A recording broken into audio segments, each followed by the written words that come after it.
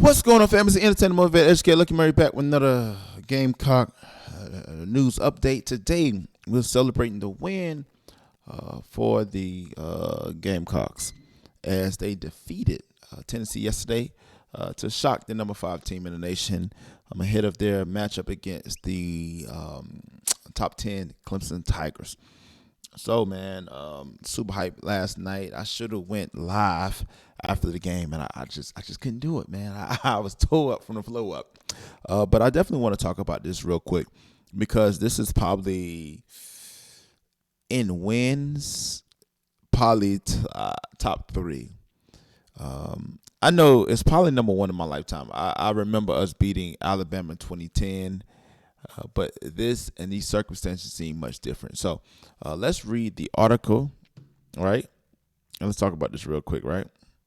So it says that USC upstate win over number 5 Vols, a dream fulfilled for the Gamecocks, right? Several South Carolina shared a dream ahead of their Saturday night game against number 5 Tennessee. The dream involved the crowd storming the field in Williams-Brice Stadium and the Gamecocks celebrating with their fans after an upset win over the Volunteers, which USC was charged $100,000 to do that, by the way. Hey, listen, pay me $100,000. I don't know what God was trying to tell me, but I literally had a dream Tuesday night, Josh Vann said. And Josh Vann had a really good game that game. Head coach Shane Beamer recounted a similar prophecy as told by senior Eric Douglas and Brad Johnson, a vision of victory and a goalpost coming down. South Carolina dreams were fulfilled with a 63-38 win against Tennessee. Gamecocks fans inside the sold-out Williams-Brice Stadium rushed the field in droves with people leaking down onto the field well after the game ended, right? Which I was there. Fans who made their way onto the turf eventually lined up Gamecock walk style, creating a human tunnel for the players and to walk through on their way to the locker room. The players took selfies after selfie with fans on the field, and the whole hallways of the main concourse filled with Gamecocks chants. Yes, that was the craziest thing ever, quarterback Spencer Rattler said. I've never been a part of that. Again, I wish I would have went to the game, man. But now, you know what I'm saying, I couldn't make that happen. But it said Beamer teased reporters for their pre-game prediction for that overwhelmingly favored the Volunteers, but said he understood the reason for doubt. The team managed just 6 points against Florida the week before, points that came by way of a fake punt. But Beamer and the Gamecocks 74-44 felt good about their national televised matchup all week during practice, and they played Saturday's game like a team that was sure of itself, right? So, USC had several players record eye-popping numbers during the game, including Wells 177 receiving yards, Bell's 120 yards of total offense, Rattler's 438 passing yards, and Vann's 60-yard touchdown catch, right? Offense coordinator Marcus Satterfield, who've been under heavy scrutiny this season, designed a game plan to keep the Volunteers behind on the scoreboard for most of the game, right? And then I'm going to read this and I'm going to talk about this. It says, our whole mindset going into the game was attack. Beamer said, you weren't going to win this football game punting on 4th down and not being aggressive, right?